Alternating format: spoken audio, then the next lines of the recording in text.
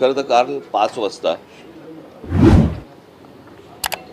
प्रचार थांबला आणि आजपर्यंत ज्या काही निवडणुका आम्ही इतकी वर्ष पाहतो, तुम्हीही पाहतात, त्याच्यामध्ये निवडणुकीचा प्रचार 5 वाजता संपल्यानंतर दुसरा दिवस रिकामा आणि त्याच्यानंतरच्या दुसऱ्या दिवशी मतदान, हे आत्तापर्यंतच्या निवडणुकीची प्रथा ही आजपर्यंत होती.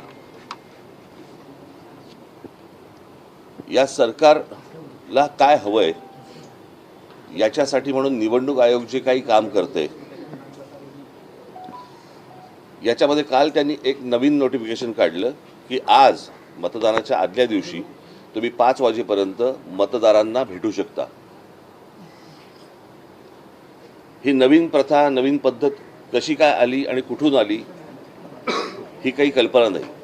आणि आजच कशी अचानक आली, जी विधानसभेला का नव्हती, जी लोकसभेला का नव्हती, जी अगोदरच्या कुठच्याही निवडणुकांना का नव्हती, ही आत्ता कशासाठी आली. आणि त्याच्यात त्यांनी सांगितलं की तुम्ही मतदारांना जाऊन भेटू शकता पण पत्रकं वाटू शकत नाही. मग कदाचित पैसे वाटू शकता असं त्यांना म्हणायचं असेल. ही मुळात मुभा मिळाली का, दिली का आणि हा कायदा बदलला का, हे नव्याने या सगळ्या गोष्टी ज्या आणल्या जात आहेत ह्या कशासाठी आणल्या जात आहेत. ह्याच्यातली अजून एक दुसरी गोष्ट, आत्ता त्यांनी एक काहीतरी पाडू नावाचं एक काहीतरी मशीन आणलंय, प्रिंटिंग ऑक्झिलरी डिस्प्ले युनिट. हे कोणत्याही राजकीय पक्षाला सांगितलेलं नाही, कोणत्याही राजकीय पक्षाला दाखवलं नाही. मला असं वाटतं आता उद्धव ठाकरेंच्या पत्रावरती निवडणूक आयोगाला हे पत्र गेलेलं आहे की हे तुम्ही आम्हाला कधी दाखवलं नाही. हे नवीन काय युनिट आणलंय तुम्ही, हे लोकांनाही माहिती नाही, जनतेलाही माहिती नाही. आणि हे नव्याने तुम्ही आता हे त्या EVM मशीनला लावणार आहात.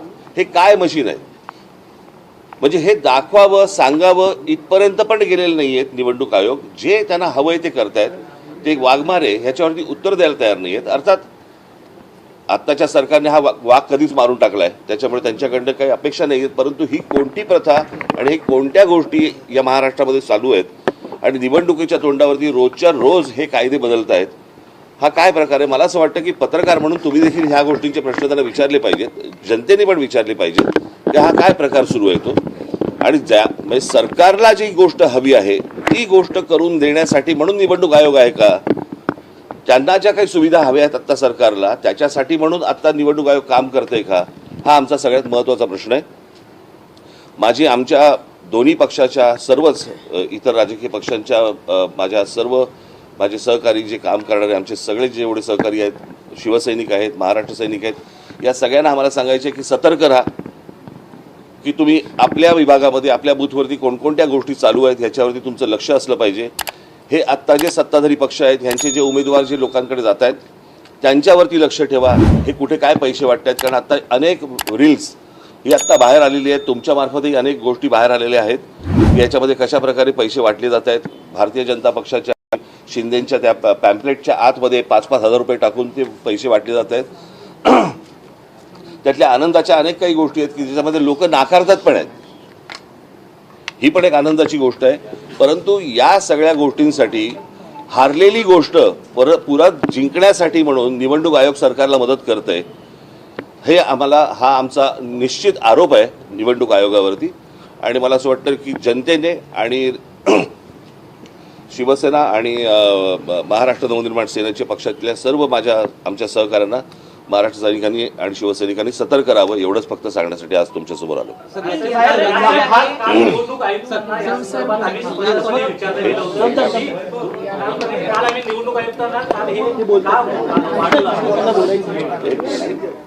तुम्ही कॅमेरामन जर गप्प बसलात तर बरं होईल. सर, काल आम्ही निवडणूक आयुक्तांना हाच प्रश्न विचारला की तुम्ही 5 नंतर घरोघरी का प्रचाराला वेळ देत आहात. वारंवार विचारला गेल्यानंतर तर त्यांनी कुठल्याही प्रकारचं उत्तर देणं टाळलं होतं. परंतु शेवटी त्यांनी सांगितलं की हा जुनाच नियम आहे आणि आम्ही आता तो नाही. पण या निवडणुकीला का, ही गोष्ट विधानसभेला का नाही, ही गोष्ट लोकसभेला का नाही आली. या निवडणुकीला असं काय वाटलं की तो जुना नियम परत बाहेर काढावा. ईव्हीएम पण जुनी आहेत. ईव्हीएम पण जुनी आहेत.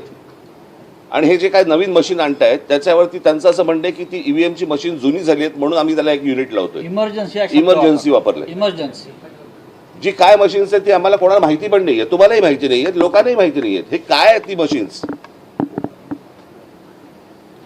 म्हणजे काय प्रकारचं राजकारण महाराष्ट्रामध्ये सुरू आहे आणि काय प्रकारच्या निवडणुका महाराष्ट्रामध्ये सुरू आहे, मला असं वाटतं की ही गोष्ट सर्वांनी लक्षात घेण्यासारखी आहे, घेतली पाहिजे आणि आमच्या लोकांनी सतर्क राहावं एवढंच फक्त मला सांगायचं. 2012चा परिच्छेद त्यांनी वाचून दाखवला का?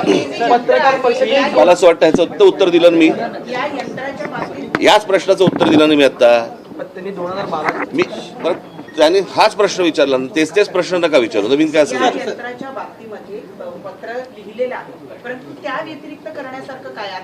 आता तुम्ही निवडणूक आयोगाला जी मागणी नेमकी काय करतात हे डिस्कनेक्ट करण्यात यावं, जुनी जी पद्धत आहे ती नाही अहो प्रश्न अर्थातच ना हे कोटचं मशीन आहे, हे दिसतं कसं?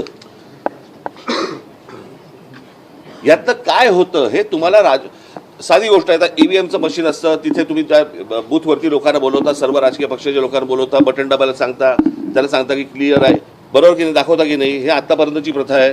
हे नवीन मशीन जे आलंय हे राजकीय पक्षांना दाखवावं असं पण नाही वाटलं.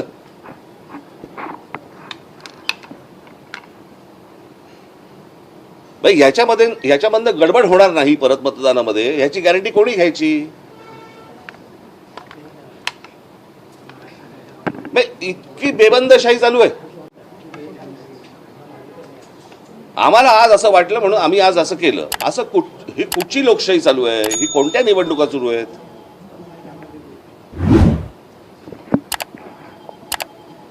ठीक आहे, आपल्या मार्फत फक्त एवढंच सांगायचं होतं. धन्यवाद. गर्जा हिंदुस्तान चॅनलला सबस्क्राईब करा आणि ताज्या घडामोडी जाणून घेण्यासाठी बेल आयकॉनवर प्रेस करा.